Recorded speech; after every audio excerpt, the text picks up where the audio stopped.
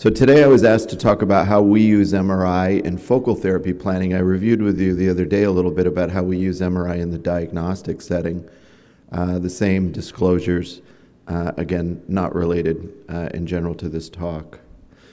So critical decisions in focal therapy implementation that you'll talk about over the period this morning are many. They range from candidate selection to how we follow patients. But this morning I'll focus on the idea of using imaging for disease mapping, identification, and to some extent how we use that in selecting our energy source if we're doing a focal ablative therapy.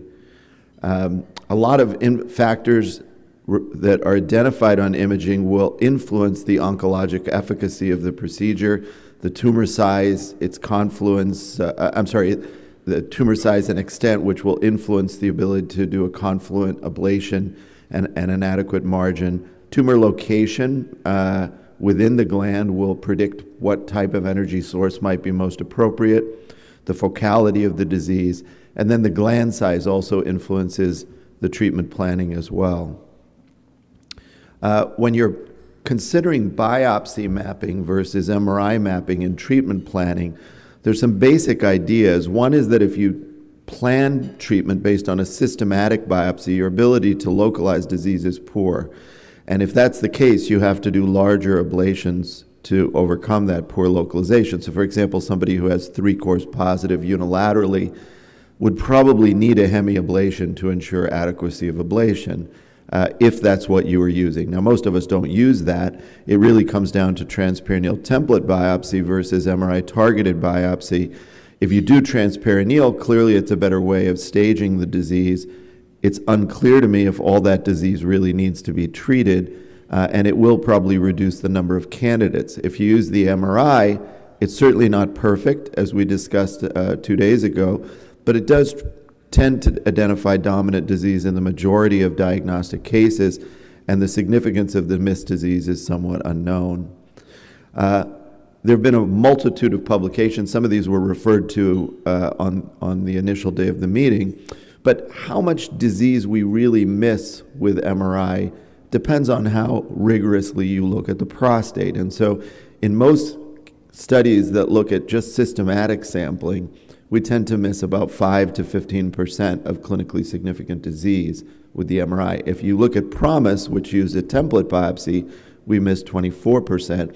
And if you look in the selected radical prostatectomy group, which probably is not the group we would be doing focal therapy in most cases, we miss a lot of non-dominant disease, and a good amount of that non-dominant disease is high grade, with an estimate in some of these studies that high-grade tumors are missed in about 40%. Say that differently, 40% of high-grade tumors are missed by MRI overall. It's important to realize that what you miss may be still related to the index tumors, so spatial relationship becomes very important. And if you look at some of these whole mounts, a lot of these foci of missed disease in a single slice are within a radius of the index lesion, and whether those are connected in other planes is really hard to know. These are not round tumors. Our own data has shown that the majority of high-grade disease we miss on biopsy is ipsilateral to the target, and that sort of supports the idea that spatially these may be related. Now, there were a couple of references to recent articles regarding tumor mapping. We actually published the first article back in 2015. We built a system where we could co-register histology to MRI and then map the discrepancies between histology and MRI. And what we found was that what's now well known, that if you take an MRI-detected tumor, you overlay the histologic tumor, you end up missing a good amount of disease. So if we just ablate what we see on the MRI, we're going to leave behind disease in the periphery. And that undertreatment, to me, is probably more important than these small deposits of multifocal disease at distant locations in the gland. So we tried to aim to build out a bigger ablation. Now, we used a formula called the Hausdorff distance, which is a distance mapped from the edge of the tumor radially in all directions. And when we did that, we identified that if we used a 9mm margin in our study, we would have destroyed all the index tumors of roughly 50 glands that we surveyed. So this is what we've incorporated into our treatment planning using MRI. And I think if you look in Europe, the UCL group or some of the other larger groups have adopted this 9 to 10 millimeter concept based on this. Now, others have subsequently said maybe it should be more. I'm not sure of that, but our data sort of supports this 9 millimeter margin. So what we do is an MRI-targeted biopsy guided focal ablation. We aim to get a 10 millimeter intraprostatic margin. We realize a lot of these patients will have small amounts of extraprostatic extension based on RP data. So you have peripheral zone lesions, there's going to be a risk of ECE. So we try to ablate 3 millimeters beyond the capsule because there's histologic studies that show most ECE falls within 3 millimeters of the capsule. And we align this, you can see on the right an example of a fusion biopsy. We align this with the findings of the fusion biopsy, directing our margin in the direction of positive systematic cores. This is a very quick, the talk today, I didn't plan to talk much about outcomes as much as about the use of the MRI, but this is data we've developed. We last updated it in 2020, which we haven't published. But basically, up to 9-year outcomes with this approach of MRI fusion-guided cryoablation. Median follow-up overall, because we continue to treat patients, is still 21 months. Clinically significant recurrence is recurrence-free survival is 82%. And among the patients who are at least 3 years out from the ablation with a median follow-up of about 4 years, 77% remain free of clinically significant prostate cancer recurrence. And so we think that's pretty good. The MRI itself in follow-up, which I'll show you a little bit of, has been quite good in predicting the likelihood of recurrence or ruling it out. Now, most of the time when we see failures, this is a little bit of the demographics of these men, but if you look to the far right, when we see failures, most often they're either in field or in margin. Now, sometimes that's hard to distinguish, and I'll explain to you why. My own sense is most of the time this is margin recurrence, but there are a subset who develop multifocal recurrences elsewhere in the gland. And to me, that, as I was saying the other day, represents a different biology. Those are people I won't chase with repeat ablations, but people who do have margin recurrences, we often do repeat the ablation. And you can see below secondary treatments, at least at the time of this survey. We had done surveillance in 13 of these men because their disease was low volume, repeated the ablation in 13, RPs in 5. We actually didn't have any radiation early on, but I tend to agree with Lori now that sometimes if you've got a bad recurrence, radiation may be the best salvage option given the worsened outcomes with prostatectomy. This is another schematic from some of our long-term RFA focal therapy follow-up, which is also unpublished as of yet. But basically, we've been looking at ways that we can monitor these men over long-term periods of time. So these are individual patients on this scatter plot. The green lines represent freedom from recurrence. And you can see we've got people out to 5 years.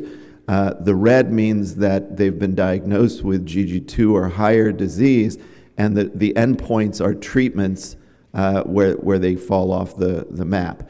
Yellow is GG1 disease. So you can see the vast majority of men, even in this early focal therapy study, remain free of clinically significant recurrences at intermediate 5-year follow-up.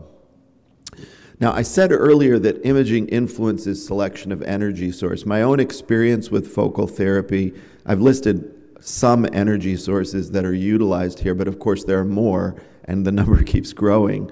But the ones in blue are the ones that I've utilized in my program over time with focal therapy and had different experiences. But I do think that imaging influences the choice of that energy selection, and I don't think a focal program predicated on one energy source makes much sense. That would be like saying, I'm going to build a house with one tool. For different jobs, there are different tools that are ideally suited. So size of tumor, extent of ablation, ability to achieve confluent destruction is at the core of how I decide on what energy source to use. Larger lesions need more powerful energy sources to ablate them, in my opinion. The method of tumor detection, as I said before, image-detected biopsies, we tend to be a little more focal with our ablation. And location of tumor is critically important. So lesions that are located in proximity to nerves, rectum, apex, require a different energy source than, say, an anterior tumor where a wider ablation can be carried out. I use terms that I think are important for people to understand as they think about energy source. So with anterior tumors, we can treat larger tumor volumes in the anterior gland with partial ablations because you can get a wide margin, very well adapted to needle-based ablation technologies like cryo or electroporation. Posteromedial tumors along the urethral axis, these suffer from thermal sink, for example, with cryo. If you have a warming catheter in place, it gets hard to cool that tumor enough, and you're limited by proximity to the rectum, et cetera. Posterolateral, thermal dispersion becomes the problem. So whereas you're not generating enough heat or freezing next to the urethra sometimes, laterally, it's tending to generate too much energy that risks NVB injury. And of course, the apex is the most challenging because it's so high traffic with so many structures close by. My own take on many of the energy sources I've used is that the focality of ablation, for example, is quite good with laser, but achieving confluent ablations with those focal energy sources is more challenging. We've built tools, for example, now to be able to do larger ablations with bipolar RFA because it's such a focal ablation that you can have gapping between the treatments if you're not careful. Cryosurgery, in my opinion, has the best confluence of ablation, but the most thermal dispersion and the least focality. Forms of failure. Treatment zone means you're failing within the area you tended to treat, and it's usually due to non-confluent ablation. Margin failure means inadequate size of ablation or poor localization. And failure outside the treatment zone most often is low grade, but when it does occur significantly, as I said before, I think it's a different disease, a disease process. So as an example, here's a peripheral zone tumor. If we ablate it with cryo, for example, as a single needle, what you'll find is that there's a halo of cooling that surrounds it. And that halo, while non-lethal, may certainly contribute to tissue toxicity and side effects. So we overcome that by overlaying several needles to reduce the halo, so to speak, and that can achieve confluent destruction in some energy sources, but does have risks. So common forms of treatment failure would be when these juxtaposed ablative cavities don't meet or there's gapping. I think this is more common with HIFU than with cryo, for example. But gland distortion during the period of the ablation, swelling, movement can all influence this. And margin failure occurs simply when either we suffer from thermal sink at the edge of our ablation and we don't get as cold over here as we do over here, or we just misplace our energy. The thermal gradient is well documented with cryo, for example. You can see that in the periphery there's a cooling effect. So when you're planning your treatment, again, I think imaging helps you because you can map what structures fall within these isotherms and make a determination of how to best place your needles, et cetera. So that's another place that imaging and an understanding of the location of the tumor in 3 dimensions is very helpful. Now, what about imaging in the last few minutes after partial gland ablation? I think there's a role for imaging. I think it's very important in following focal therapy patients. Very early imaging evaluates only the anatomy of the ablation. So when we do MRIs a week after the ablation, it doesn't tell us anything, in my opinion, about efficacy. It looks like a bomb went off. But with a DCE, you can tell what you've devascularized. So this is a good way of mapping the size of your ablative cavity, particularly early in your learning curve, to try and decide how well you've done and to see confluence. Intermediate interval imaging that I would define as 6 to 12 months, in my opinion, is important because it identifies people who need early retreatment, second ablation. And delayed imaging I think is useful for identifying recurrences in long-term follow-up. So each has a different role. It's important to realize PI-RADS is really not supposed to be used after ablation. It's not intended for that. And we've tended to use a 3-point scale in our place: no abnormality, abnormality likely representing treatment effect, or abnormality suspicious for residual or recurrent disease, because PI-RADS is so hard to interpret in this setting, and we probably need a new suspicion scale for post-ablative evaluation. So this is an example of a gentleman with a tumor in the right posterior peripheral zone, visualized on T2 weighted imaging, DCE, ADC. And you can see now this is 1 week after a radiofrequency ablation. I've created a cavity that encompasses that 1 centimeter margin within the peripheral zone, extends into the transition zone, and you see how nicely in the right lower panel, the DCE shows you the adequacy of the ablation. It's confluent, there's no internal vascularity within the ablation, and you see its extent with a very clean margin on subtraction imaging.